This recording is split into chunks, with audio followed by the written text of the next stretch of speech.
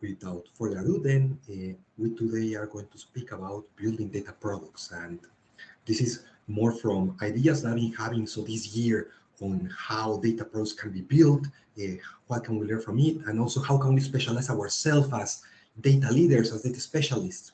How can we become better in our trade?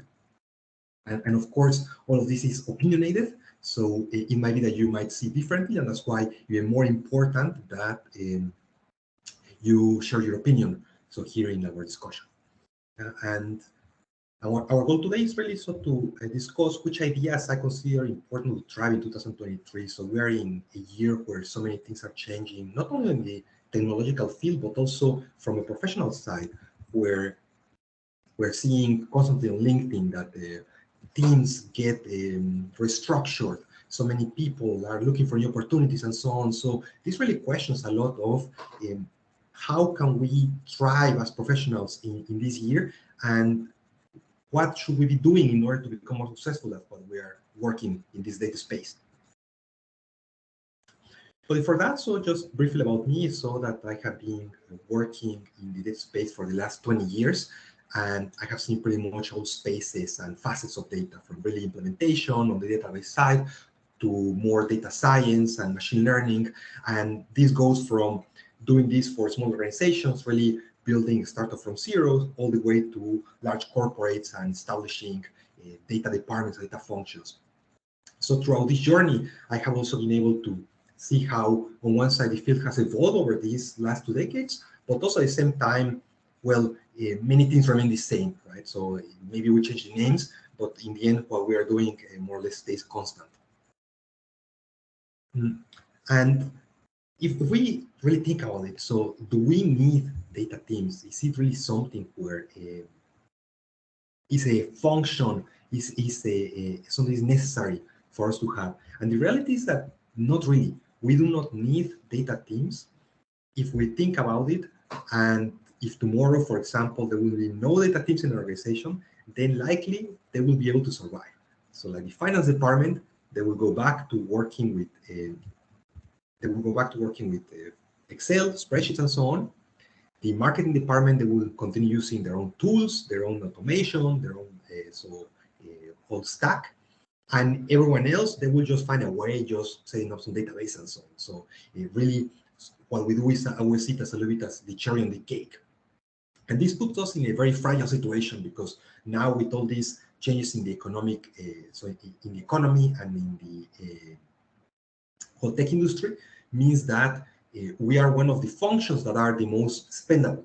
So where it is the likeliest that there will be reductions and where will be impacted. And this is for multiple reasons. So it is something where, if we think about it, we as data teams do not really bring any type of ROI, any return on investment for the organization. And this is because historically we have always been in a central function.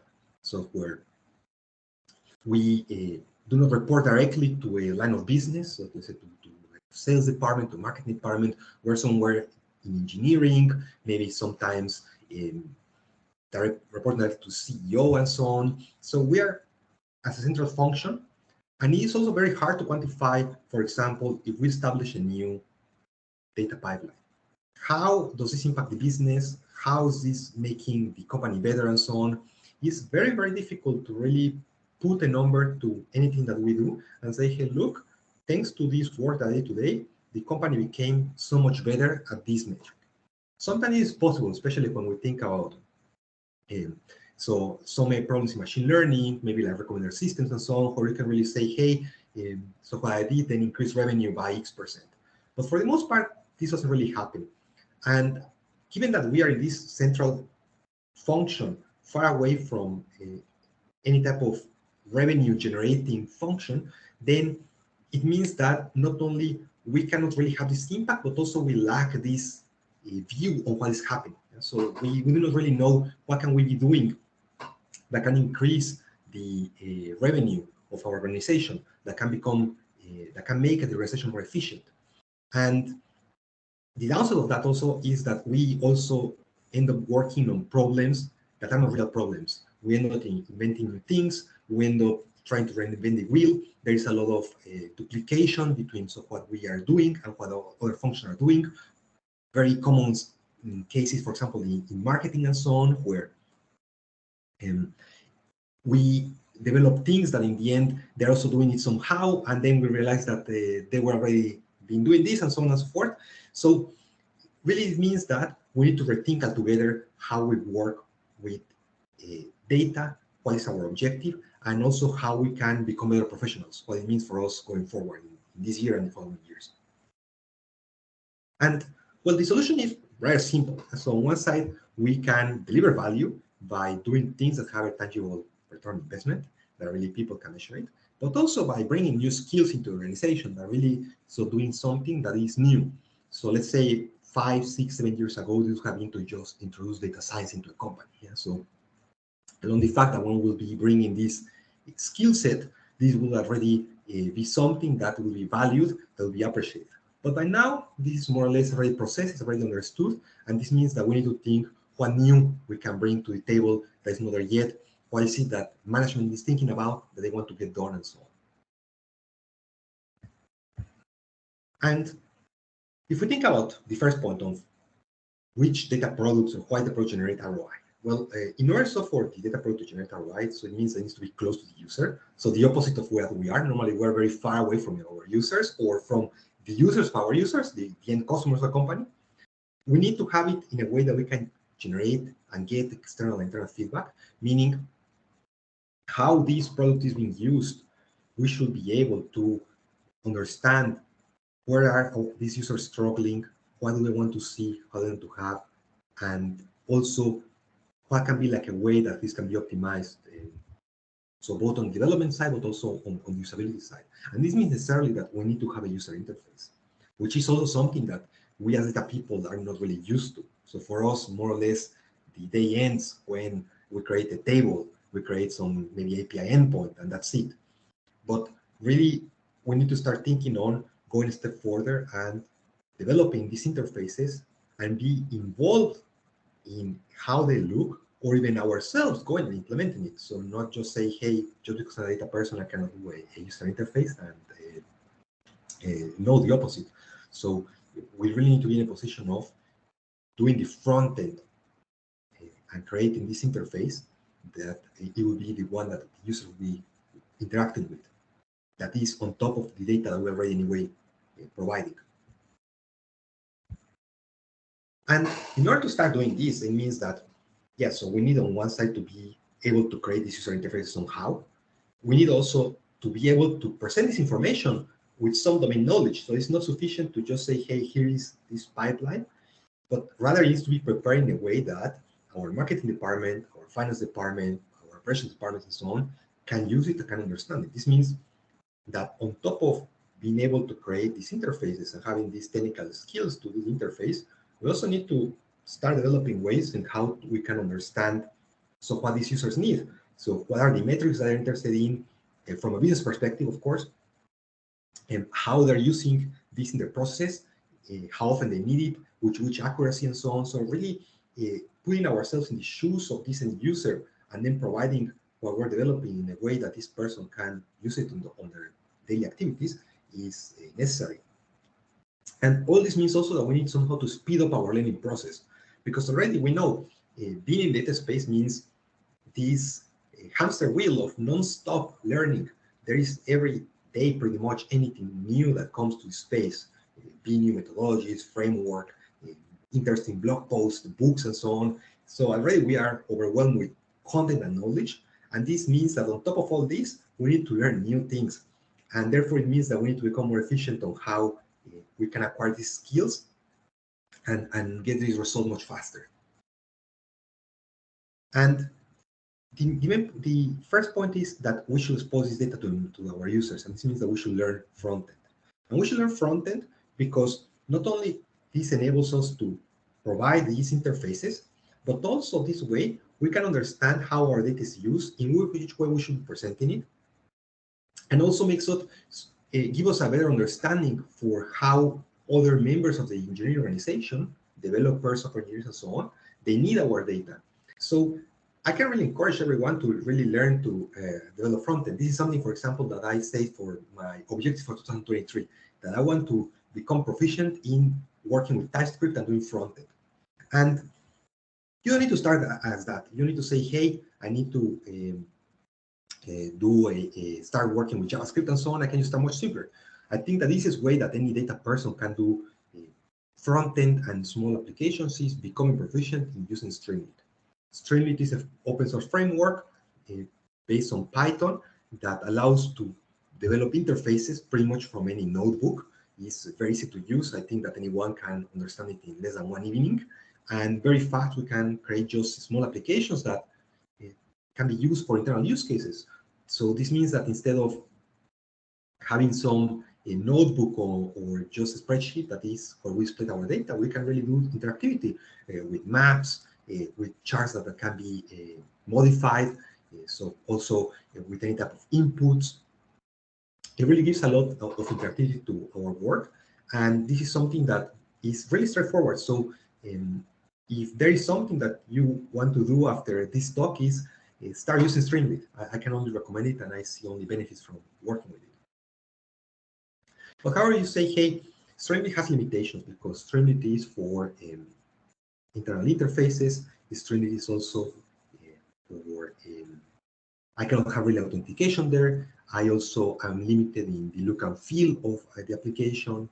So it's constrained in many senses, and I need to go one step further. What can I do in those cases?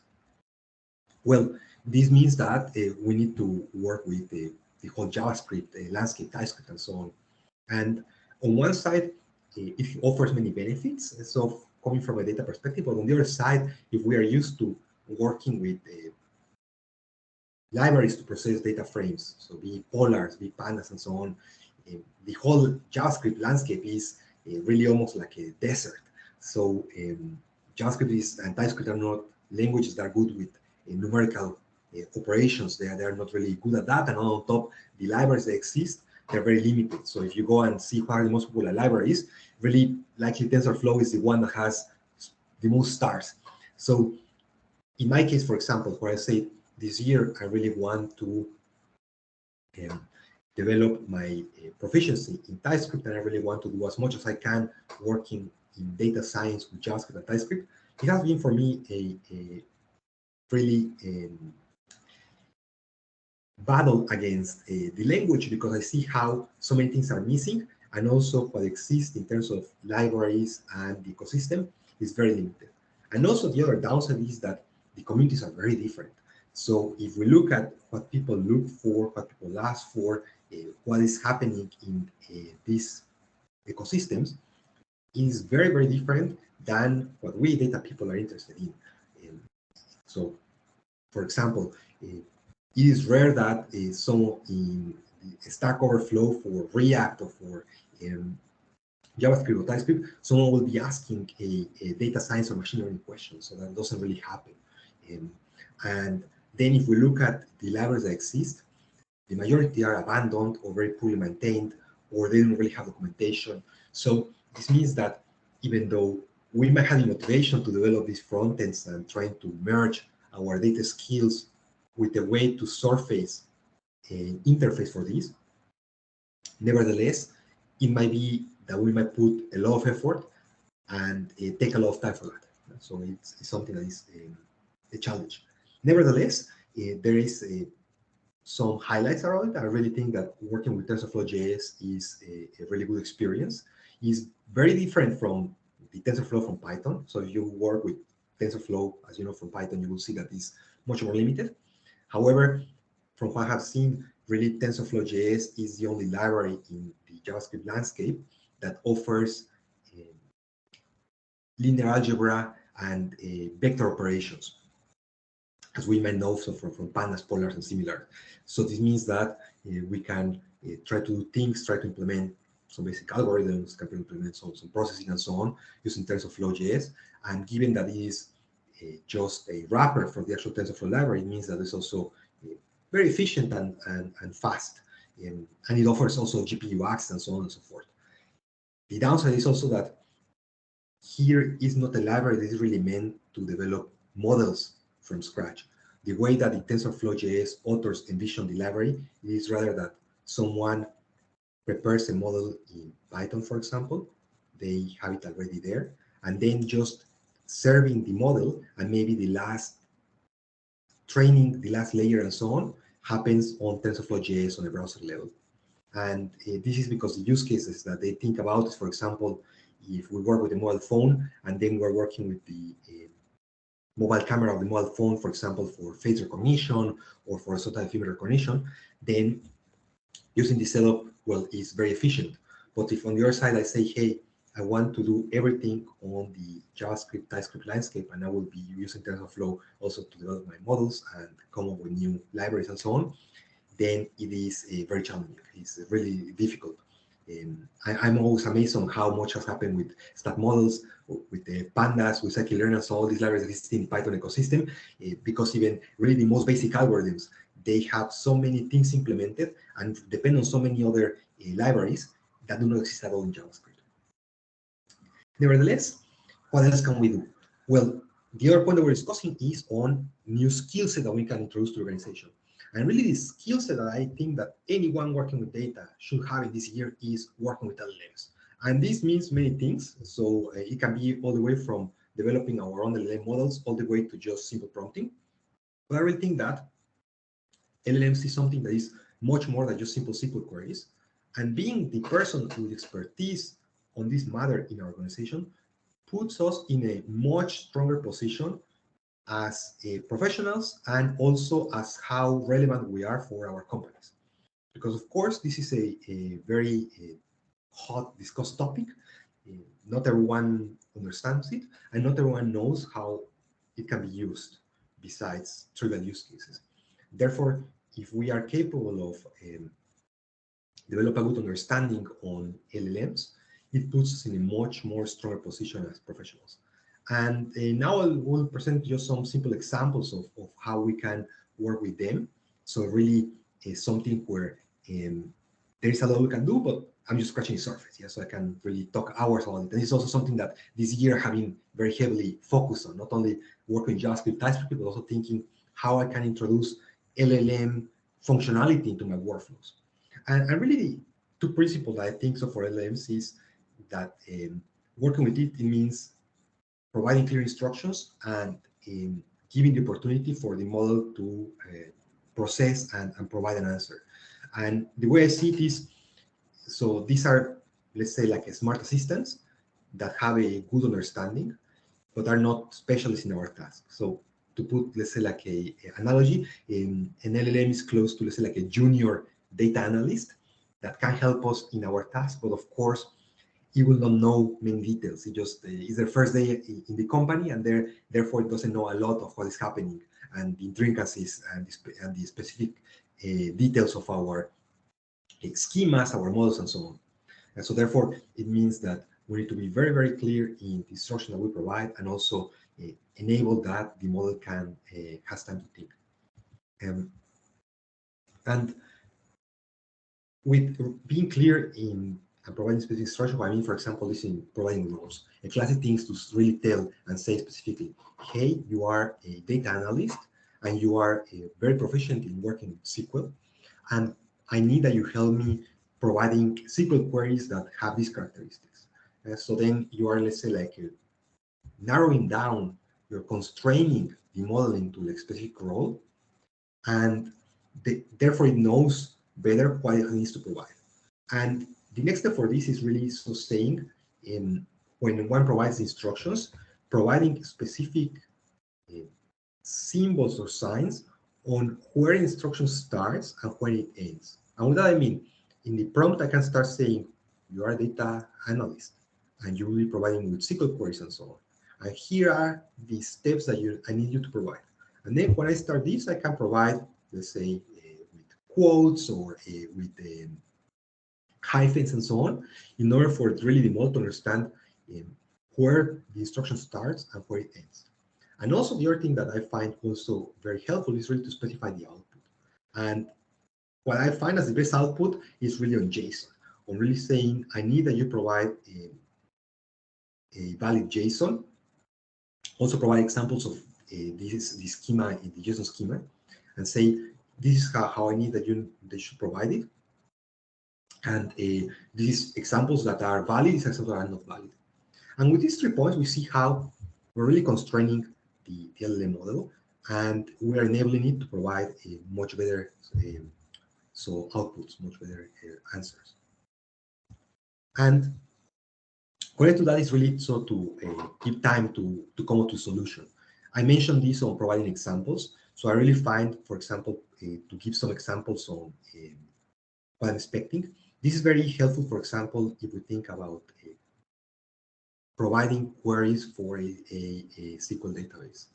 So one of the things that I hear sometimes that people say, hey, if I work with an LLM, do I need to share all my data? And then what about the data privacy and so on? I will be exposing my database. And as here, I do not see it as a problem because we can really provide examples. And the examples don't need to be even real data, it can be synthetic data. And we can say, hey, look, my schema looks like this. These are some columns that it has. And here are 5 examples that we can find in this specific schema. And then with this, it already knows how the query can be formed, for example, just using these specific examples that are not even real data in our case. The other thing is to really outline the steps and say, I need to provide me with ABC, and not ask, let's say, for a specific solution, say, how would you propose it, or what would you suggest to do it? So with these 3 options, with 3 suggestions, we are encouraging to get better answers, and also that our outputs will be better bounded. And I'm mentioning this because, of course, what we know that with LLMs, what happens often is these hallucinations where we see it all the time on LinkedIn, and we see all these posts all the time that so it provides SQL that at first glance looks relevant and that should work, but actually someone who knows be SQL, be Python, or be in a programming language, realizes that doesn't make sense at all. Or another thing that happens is that it invents methods in libraries, or things that libraries exist that do not exist, and so on. So the more we constrain what we expect from it, and the better the instruction are more precise, then the likelier it is that we will reduce these hallucinations. Nevertheless, that they still happen. I think this is unavoidable. And this also means that for us as experts in our field, this puts us in a stronger position, because I see that with LLMs, we become faster at what we're doing. We learn faster and get faster results. However, we still need to know what we're doing, what we want.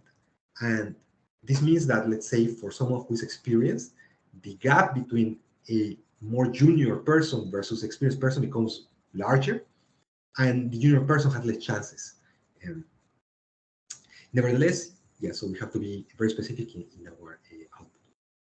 You're now 22 minutes in. You might want to speed up a bit. Yes. So, and then this means so with JSON. Yes, I think that JSON is something that works well. Another thing that why LLMs is because really this fits so well in the data and data science workflow. And so, like, really, it's very iterative. It's something that it works very, very practical. And if we think about it, so how can we integrate LLMs into our data product, our UI? Going back to thinking about doing data products. Yeah? And it's really something where the UIs help us expand the reach, and LLM is a great way for non-technical users to get access to our data.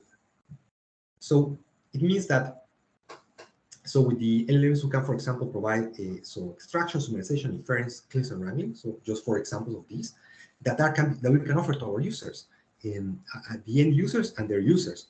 So extraction could be to say, hey, just if I have like some blob of text, just give me a summary, or just give me like the key points in some words. This is super helpful, for example, when we want to create tags for our data, where we want just to attach some tags, we can just generate automatically just from the blog.